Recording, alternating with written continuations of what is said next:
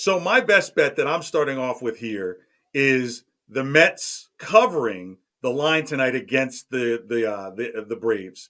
So Braves scoring under 2.5 against the Mets plus 150. Look, Max Scherzer has been lights out since he's come back.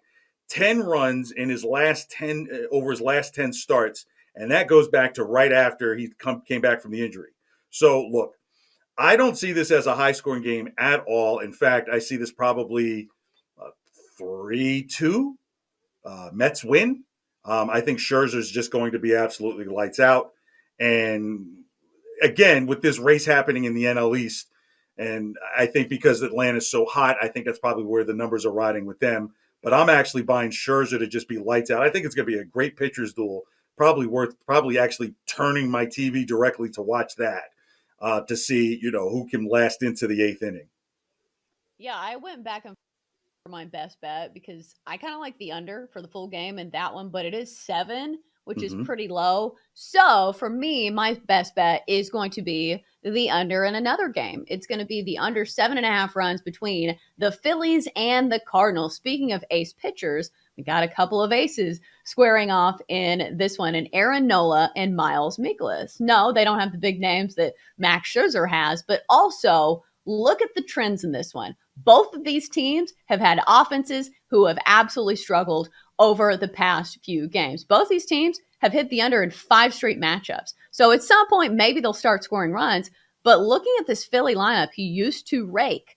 They're really struggling without Bryce Harper. And plus, they have a tough matchup today against Miles Mikolas, who has been fantastic this season for the Cardinals. And plus, the Cardinals have an excellent bullpen who also have a healthy Jordan Hicks now, who throws nothing but 102-mile-an-hour sinkers. Ugh. So I think it's going to be tough to score runs against these two. And plus, Aaron Nola has been excellent against the Cardinals so far in his career, 5-2 with an ERA of 2.19. You might have to hold your breath a little bit with the Philly bullpen, but I'm hoping both of these starting pitchers can take off most of the load and have a couple of gems here against each of these opposing lineups. So under 7.5 runs between the Phillies and the Cardinals is my best bet.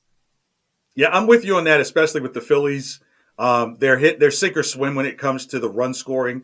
Schwarber's picked up some of the slack where Bryce Harper's left off. But if they're not scoring 5 runs, they might score 1 in the next. They got shut out, I think, a couple of days ago. So I'm with you in terms of the run total being under 7.5. I just think this is one of those situations where you're going to see probably be some nice props on strikeouts in this game as well, because I think you'll see a lot of swing and misses in this game too. Yeah, wouldn't be surprised, especially going against the Phillies lineup. They tend to strike out a lot. Yep. Yeah, they can hit pretty well, but also it's feast or famine, kind of like you said. Well, KJ, this is a very serious sports betting show. So now we go to the very serious portion of our show, which is when we ask our Magic 8-Ball to fade or tail our bets. Holy crap. Magic 8-Ball. That's right, because we needed a little magic on this show. Is that what they call it now? Is that another buzzword for it? I don't know. Well, we're talking about an 8-Ball that we got from the toy store that actually has answers and provides us with them as his hashtag sources. So I thought the answer was just say no. I'm kidding. 8-Ball, let's start with KJ's play. It is the Braves team total under 2.5 against the Mets. For big plus money, plus 150, 8-Ball, do we like it? Let's shake you up. 8-Ball says, very doubtful. Yeah, the 8-Ball doesn't know how to spell Scherzer either, I'm sure. Probably not. All the 8-Ball does is yes or no answers. So, Just say read no. into that what you will. All right, so the 8-Ball actually loves me, though. And usually he's all over all of my plays. So let's ask the 8-Ball. Do we like the under 7.5 runs in the Phillies and Cardinals matchup? 8-Ball says, it is certain. What do you know? It is rigged. How about that? Rigged. That's what Jinx says all the time. Because it's a little wild how much the 8-Ball tails me on the show. And plus, I notice how you hold the 8-Ball. Like, that's the magic trick. You probably use your pinky to press a little button on the bottom of the 8-Ball, to stop it from spinning. See? Oh, now you make an adjustment holding the 8-Ball. Oh, so now you're going to spin it around Do to you show see me a that? button on here, KJ? Well, I can't tell. These are small cameras we're working with. Give us the 2400 pixel camera, and I could see close up. This is What? 4K. You know what? This reminds me a little bit of. This reminds me a little bit when they take those videos and they suddenly flip a camera and then it's showing something else. Like you could be doing that with the 8 ball. Like that crack doesn't seem consistent with the crack on a typical 8 ball I would find at a store in the mall. Look at that. Look, I got two colors going on here. Like one is How like a many 8 balls have brownish. you studied? Just this one here. But I'm saying the color balance isn't equal on one side of the ball to the other. It's rigged. I'm with Jenks on it. It is rigged. Oh my God. Stop it, Aisha Curry. This Oh game is not God. rigged for ratings or money. But if you do want to watch the Magic 8 Ball and take my side, because obviously I've got it on camera here, watch Yes. us on Twitch. Watch the Daily Tip each and every day live on Twitch, twitch.tv/BetQL. KJ, before we get to BetQL's plays, do you have Okay. any other plays that you like today? I actually like the Rangers in their game with the A's to score first at plus 100. Look, Adrian Martinez has been horrible this year. ERA of 6, a WAR of negative .1. His last 3 earned runs in his last matchup in 5 innings, 3 runs in 4 innings in the game before that, and 3 runs. And did okay in his debut against Detroit. So I'm saying that the A's are probably going to score first. Wait, did I just? Oh, I'm sorry. I think I have that backwards. I think I want the other side of that. The Rangers? The Rangers to score. That's what I said that right. Rangers score first. Rangers Yeah, score you said first it over right. the A's. Okay, I got it right. Rangers score first over the A's plus 100.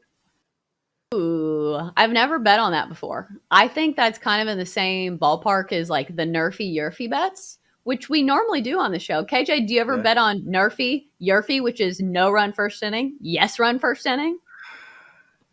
Yeah, there's some teams I would do. I've never done it, but there's some teams I could see I would do that with. A team I would do that with would be the A's. I don't know. You've played baseball. I just Yes. feel like it's so much of a crapshoot because the best pitcher in all of baseball messes up on one pitch out of the zone, or in the zone, I should say, and the hitter will make them pay. So I just think it's so much of a coin flip that I don't like those bets. Yeah, I think it's one of those situations. If you believe a pitcher doesn't see 5 batters in the first inning, then yeah. Because if you've got a bad team, usually the order gets bad after the fourth batter. So if they face only 4 batters in an inning, I could still say, hey, they gave up a hit, but it may not be a big hit, and they'll still get out without giving up a run. But if they got hitters in the 4, 5, 6 hole, I would never bet it. Yeah, but what about solo home runs? Because that's what I'm talking about. Is you can strike out the side in the first inning, but if you have one pitch that's down the plate and one of those first 3 batters, they'll make you pay because those are the best 3 batters usually in the lineup, with the exception of maybe the 4 and 5 hole hitter. Yeah, well, that's why I would take my chance on some of these bad teams. I mean, but now I'd probably stay away from it because usually that's a bet you would make like on the Orioles, something like that. You can't even do that now. Like they're that good. Well, I don't want to say they're that good. They're that much better. So yeah, I'm with you. I would stay away from them because they are too risky of a crapshoot, but they do have high returns though. Yeah, so let's check in with the Donkster and see what your BetQL 5-star best bet of the day is. For insight analysis, historical trends, and more 5-star best bets, you can download the BetQL app or go to BetQL.com. So let's check in on the Donkster. Can we get a little hee-haw action? Uh-oh. That's right, the Donkster, who we have dubbed the mascot of BetQL, the Chalk Donkey, because normally the Chalk Donkey is playing juicy plays. His play today is the Tigers Royals. Both games of that doubleheader going under their totals of 9.5 for minus 120. I'm wondering if this is just a numbers play, but I will say one thing. The Tigers have been much better as of late, so I'm not sure if I'm willing to fade those Tigers bats. Yeah, 9, that's a high number, especially the Royals are not going to carry their side of that number. So like unless you tell me the Tiger is going to win like 9-1, or 9-0, or 9-1, and 9.5 on the second game. Like, maybe on that second game, because some of the worst players from both teams will be in there, and that might get high scoring. But yeah, I can see taking the under on both of those.